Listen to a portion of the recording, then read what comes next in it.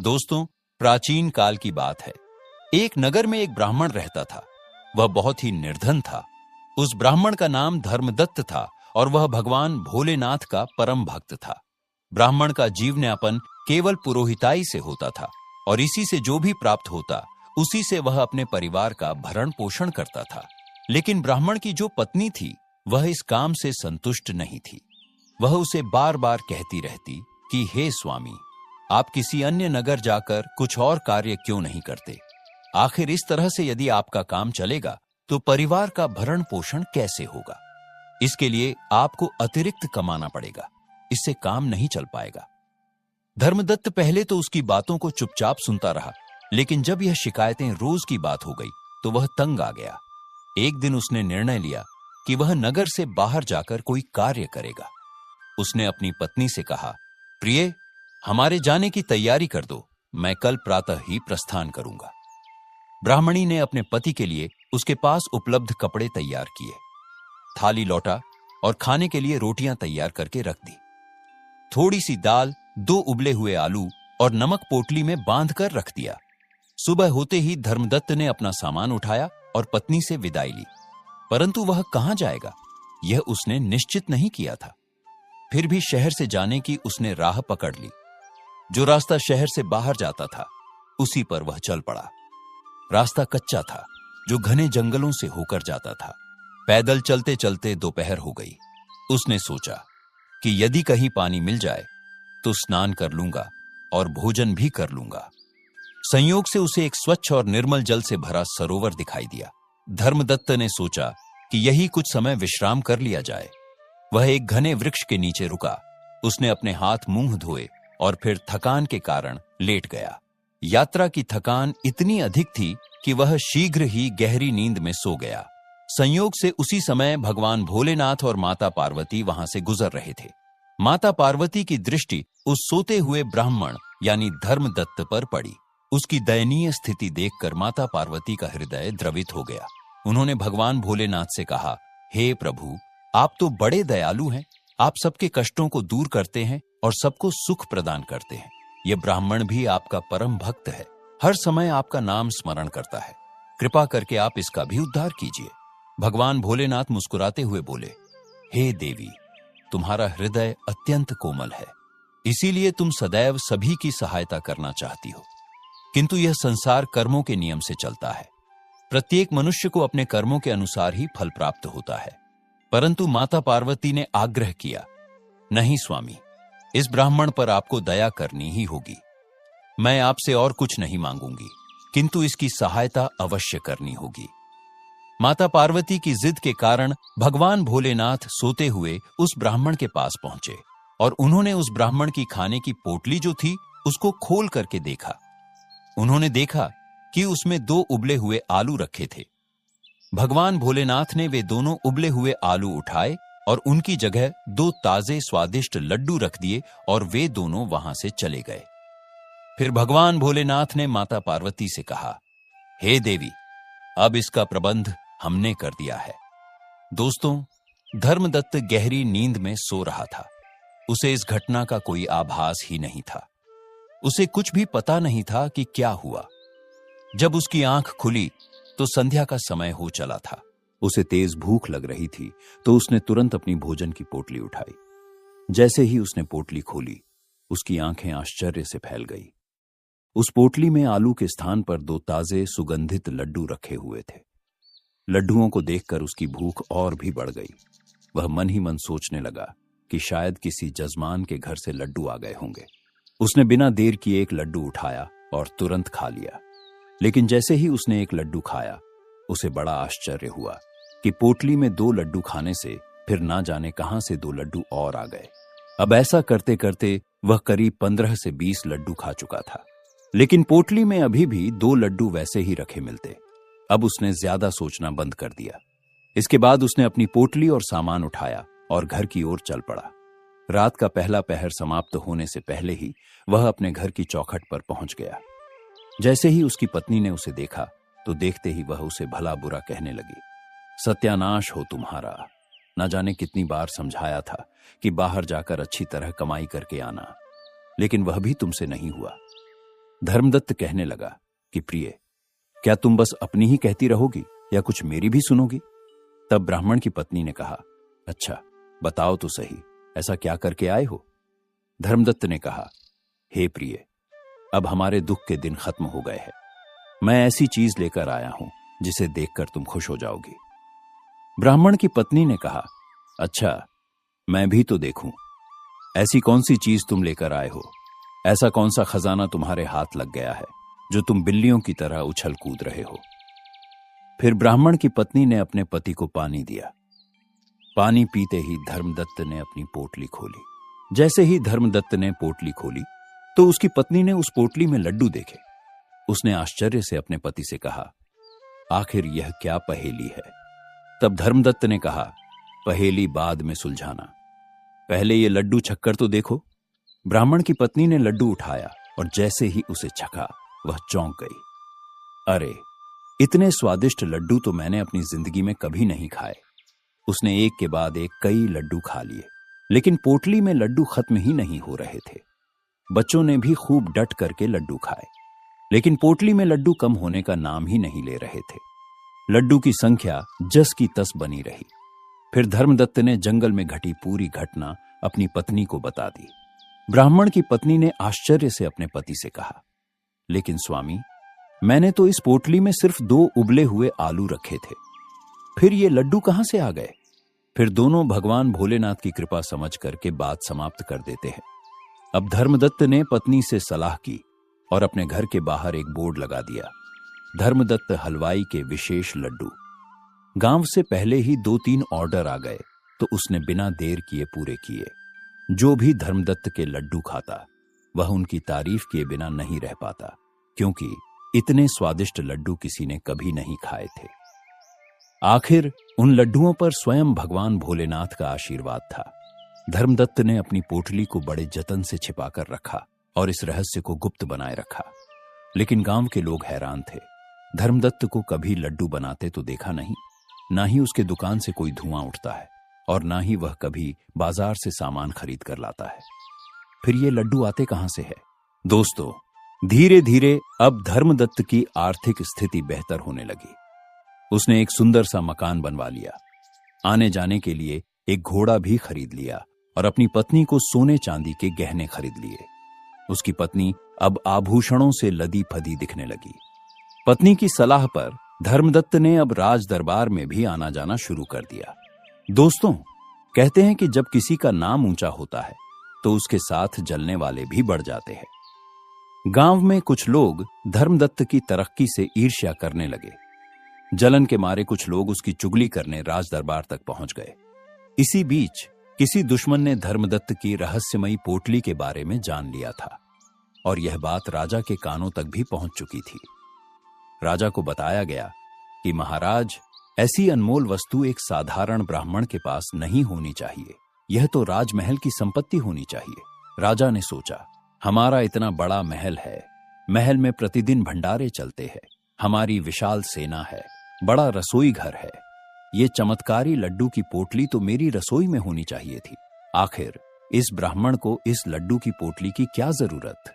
राजा ने तुरंत अपने सैनिकों को भेजकर धर्मदत्त को दरबार में बुला लिया।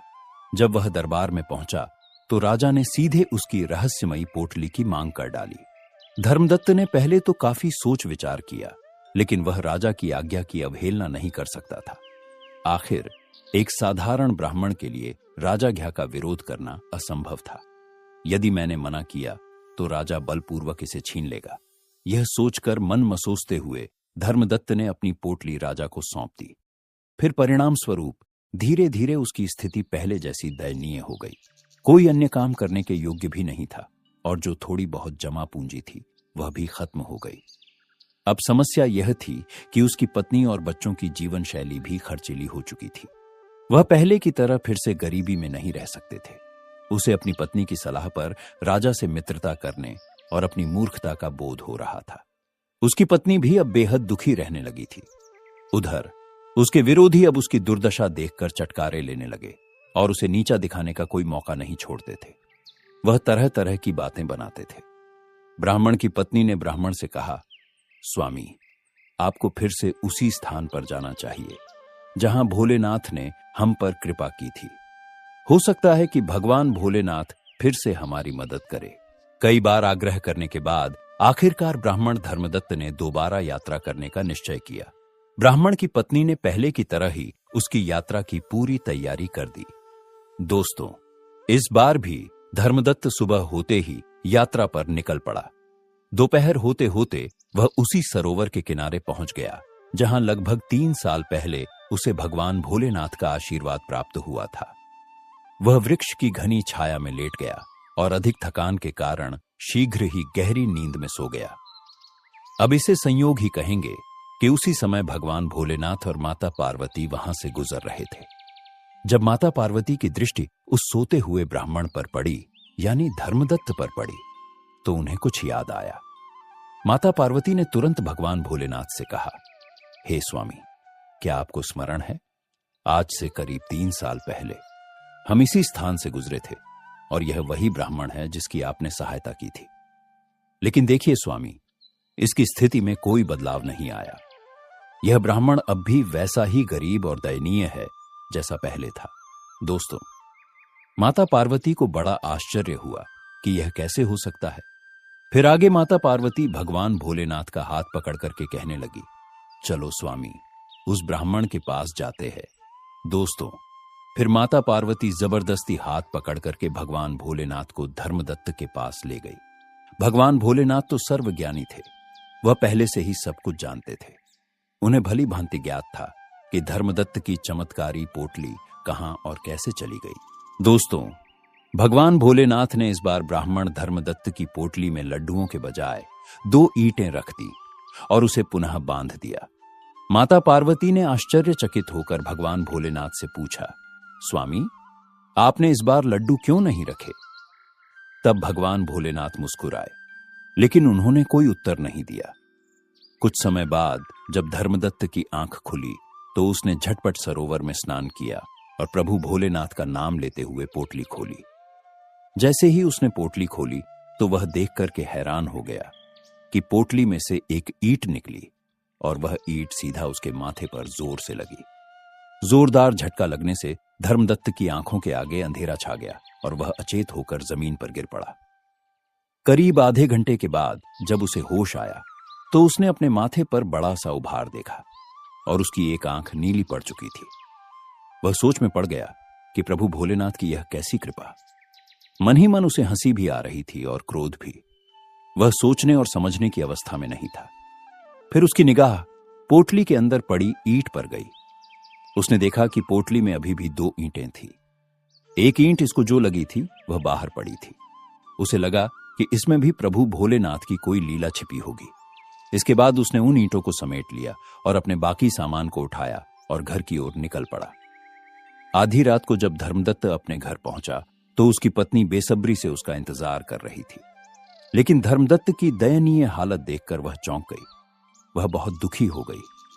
उसे यह शंका थी कि उसका पति खाली हाथ घर लौट आया है।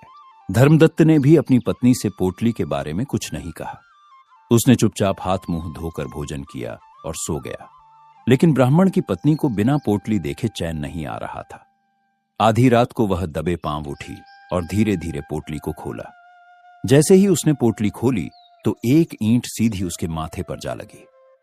ईंट के लगने पर उसकी चीख निकल गई और वह हाय राम कहते हुए वह बेहोश होकर जमीन पर गिर पड़ी। काफी देर के बाद जब उसे होश आया तो उसने देखा कि पोटली फिर से बंद हो चुकी थी। फिर वह भी कराहते कराहते कुछ देर के बाद सो गई।